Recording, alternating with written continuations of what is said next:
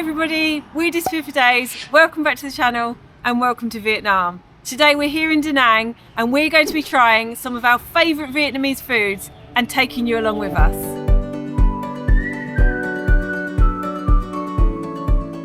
So our first stop is obviously going to be BanhMi.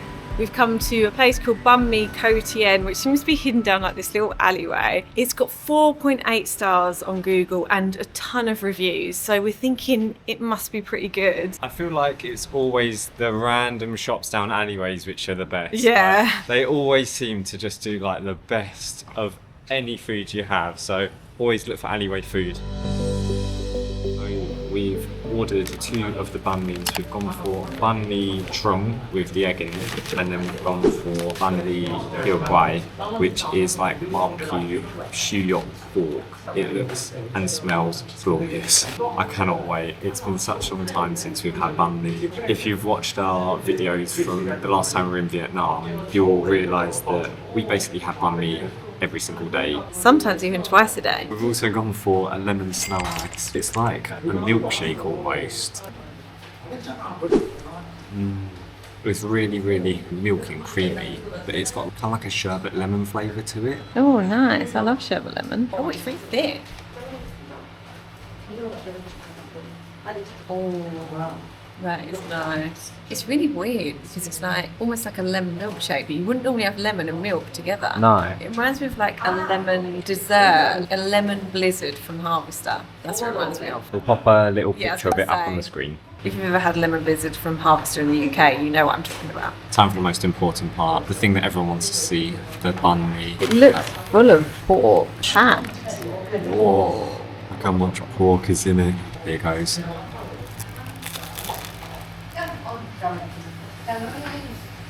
This is as close as you can get to heaven on earth, I think. This is absolutely beautiful. The pork is really nice, obviously like really meaty. It's not actually that fatty, which is good. There's like some sort of sauce in there which is really good. Obviously you've got fresh lettuce as well, and the bread, oh, it's so crunchy, but the soft inside is just perfect. Okay, so I've gone for the egg. It almost looks like there's like a whole omelette inside my banh mi, which is so weird. It looks like it's got some sauce in there as well, bit of lettuce, maybe some pickled veg. When it comes to having banh mi earlier in the morning, I do actually prefer to have like an egg in there because it just feels a bit more like a breakfast kind of food rather than a lunch food. The sauce is really nice. Oh. There is actually a little bit of spice at the bottom. I don't know if you can see the sauce there. Yeah, it's quite spicy actually, but not that unbearable. I guess with the egg probably tones it down a bit. I'm going to enjoy this.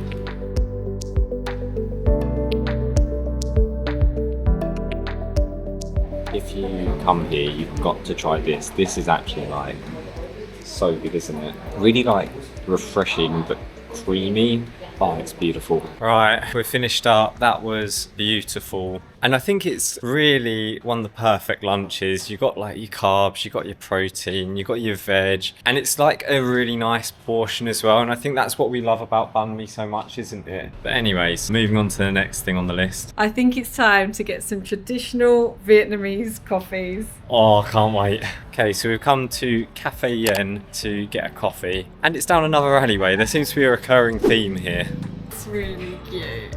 Is it? Oh yeah, it's really like, it looks really traditional, doesn't it?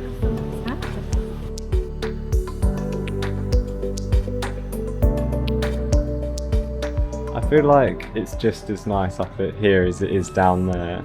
Reminds me of some of the cafes in Hanoi where you kind of climb up the stairs and end up like, on lots of different levels. Yeah, it's like there's just another random little set of stairs here. So the coffees have arrived. They look so nice, don't they? Oh my goodness, yeah. Look at the amount of salted cream on there. That's like nearly like, what, 50-50 ratio? Yeah, I'd say so. It looks really thick and creamy. And then we've got my coconut coffee, which looks really nice as well. I feel like coffees are definitely one of the things we miss the most from Vietnam. Being able to just sit around in a cafe and just kind of watching sitting in the cafe and watching the world go by, just kind of chilling out and having a really nice coffee with it. There's something quite like nice about that and quite relaxing, isn't there? I feel like we don't do that in any other country. Yeah, very rarely. We never just sit in a cafe for like an hour or so and just chill and have a coffee. But when the coffees are this good and there's so much variety, you can't not. And I feel like whenever we're in Vietnam, we literally have coffees every day. Yeah. Which is not good for the budget, but... Or your health, probably. It's just too easy. Yeah. Oh, look at that.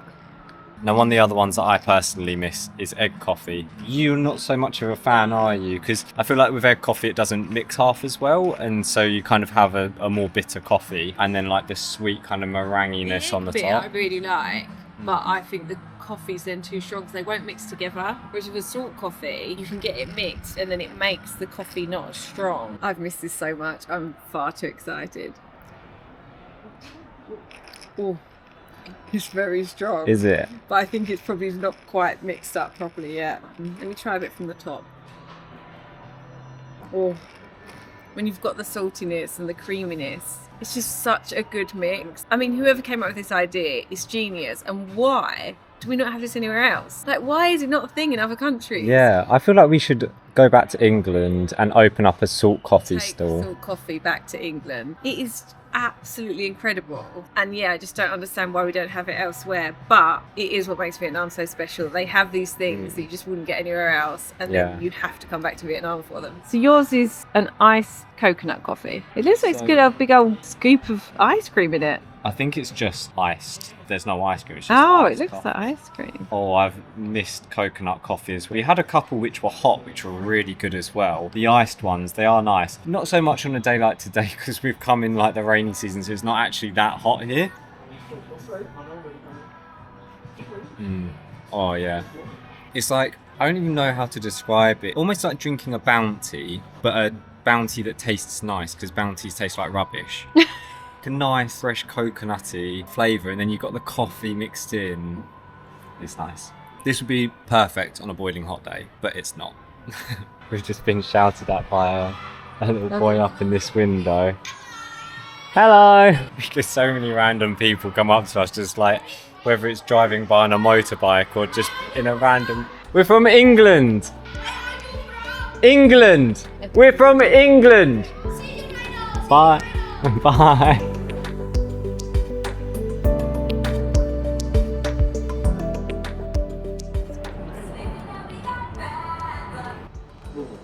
Thanks. Yes. I'm so glad. Rude! Who made that decision? Literally, it was like one sentence. He's like, no. No. Okay.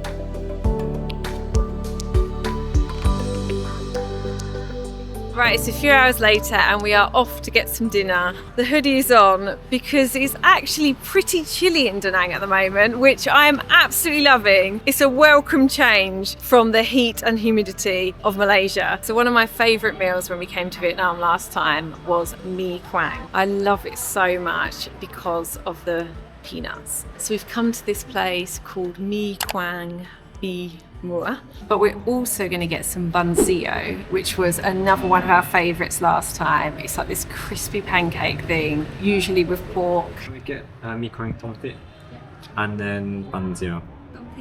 Yeah. Can we get the fresh lemonade? Yeah, bun. Thank you.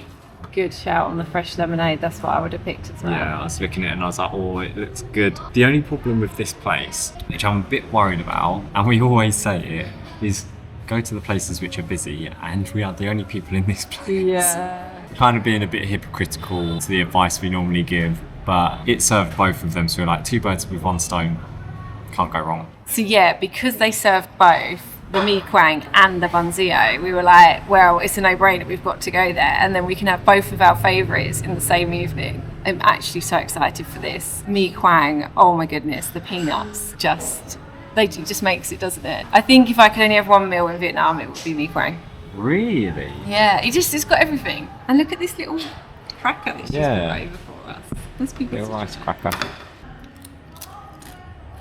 I feel like that'd be nice, cracked up into the mi quang. Yeah, I feel like I don't really want to eat it all now. It's quite flavourful. It's quite fragrant. Right, so the noodles have arrived. They look really, really nice. They look really thick. Look at how thick they are. They look handmade because they're unevenly sized. Yeah. One of my favourite things about Vietnam and Vietnamese food is just the amount of veg you get with it. 2 big old plates with what we've ordered. It makes me feel like such an old person. So I remember when I was younger, obviously all kids are like, oh, I hate veg. But nowadays I'm like, you know what, actually, it adds like a really nice crunch to it and it kind of like fills the bowl a bit more. It makes it really, really nice and fresh. I love it. These chunks of pork are huge. Look. Oh yeah. I'm gonna get some of the cracker. Oh, I'm gonna break it into it because I feel like when we first ever had mi quang, which actually was in Da Nang, it had the cracker in it already, didn't it? It was nice when the cracker would like soak up all the juice. Oh, thank you. Oh, and then there's the banzio. That looks well nice. Right, let's give this all a bit of a mix now. Oh, the noodles are really like chewy. They're so chunky. Right, try this pork. All the juice has gone like into the pork. It's so juicy. It's actually really soft and tender. It's like really easy to get through. Right, so with the banzio, you get the rice paper, you break off a bit of the like, it's basically like a crispy pancake with pork and shrimp inside. So, Oh, it sounds really crispy. yeah. That's when it's the best. So you just put that in there, like in a bit of mango and some spring onions and a leaf of lettuce. They normally have cucumber as well. Ah, Nice. here we are. So then you wrap it up in this kind of rice paper and then it's like a mini spring roll which you then dip in I mean, like, it's quite a chunky spring roll. I wouldn't call it a mini spring roll. you dip it in this kind of like chili sauce.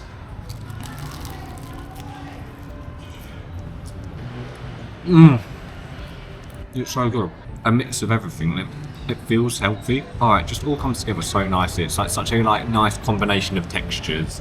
Yeah, I feel like last time I do remember them having like a peanutty sauce that you could dip it in. So it's a shame we haven't got that today, but I wonder if maybe everywhere that you go, maybe they do it in a slightly different way.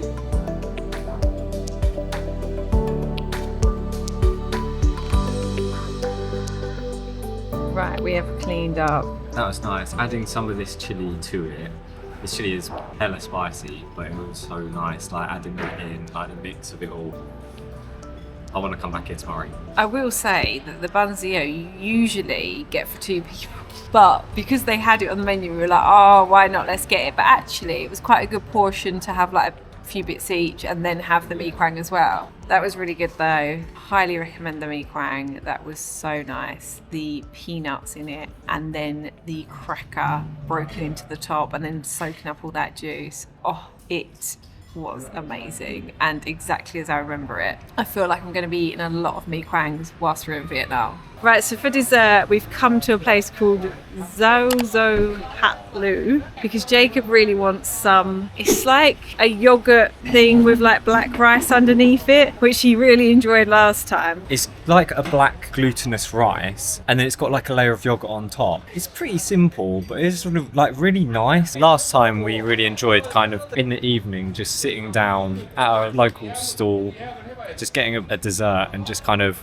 once again, kind of like with the cafe, just watching the world go by. Thank you. I don't remember loving this last time, but I'm willing to give it another go and see whether I might like it this time. Because I feel like I remember the rice being a bit like red bean, and I'm not a big fan of red bean.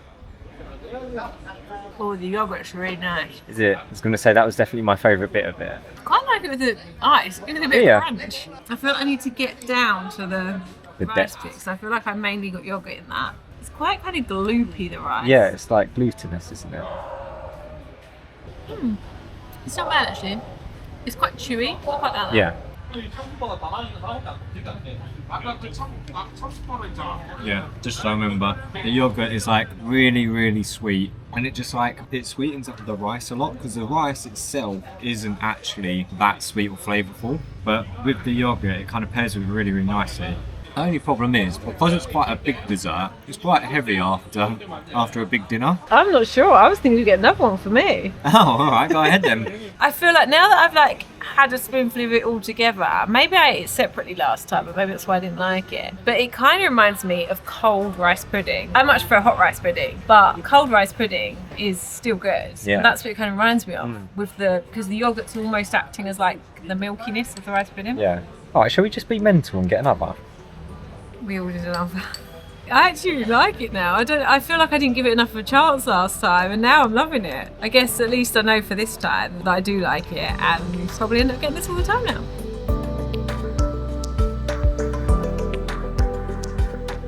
Where are you from? Where are you from? England. England. Oh, Frank. Español. Español, italiano, francés y inglés, just for Do you speak all the languages? you just English. Yeah, just English. I can't speak anymore. Have a good evening. Good evening. Bye. See you again. Have a good trip. Thank you. Bye. Okay, so it's the next day and we've come for one of my favourites, the last one on our list, which is bunbo kway. I had this last time and I had the most beautiful bowl in Vung Tau, and so I'm hoping it's going to be even like a smidge similar to that, because if it is, it's going to be great. Right, so I've gone for the special, come with a lot of different things. It looks like almost like beef or like sausage meat. It looks like this could be some sort of tendon or maybe even tongue, the beef blood. There's a lot to this. It's definitely packed in with stuff. I don't know if I'm going to like all of this stuff, to be honest, but I'm happy to try it all at least once. The soup is really nice and beefy, as you would expect, but it's also got like a slight hint of the coriander in it. I think that's tongue. Oh, is it quite tough? Got a weird texture. Lord knows what this is.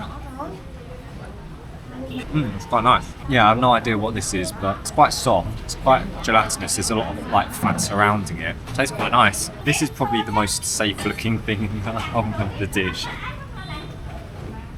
Yeah, that's really good. Just like sausage, quite a simple, meaty flavour. Look at this size of this bone. I don't know how to approach it.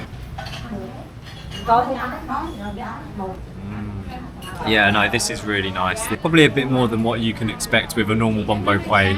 Bunbo kway you normally get is just quite simple. There's not many types of meat, but obviously getting this special, everything has been thrown in. But I'm not complaining. This is really nice. This place is very busy as well, so I'm assuming it's very popular. I'm gonna try the beef blood. I think I know that I don't like this from Thailand. Not keen. Yeah, not a fan of the colour changing from purple to grey on the inside. The texture's just not the one for me. The taste isn't the worst, it's certainly not the best either. Right, we've cleaned up. That was pretty good actually. Admittedly, I did leave the blood still. That's not a bit of me, but the rest of them was really good. And talking of cleaning up, I think we're going to end the video here. It's been really nice trying all the foods that we've missed from Vietnam. The BanhMi, the Bunzio, everything was just really good, and we definitely have missed that over the year. Thank you for watching. If you are new to the channel, please feel free to subscribe, drop a like, all of that good stuff, and we'll see you in the next video. Bye.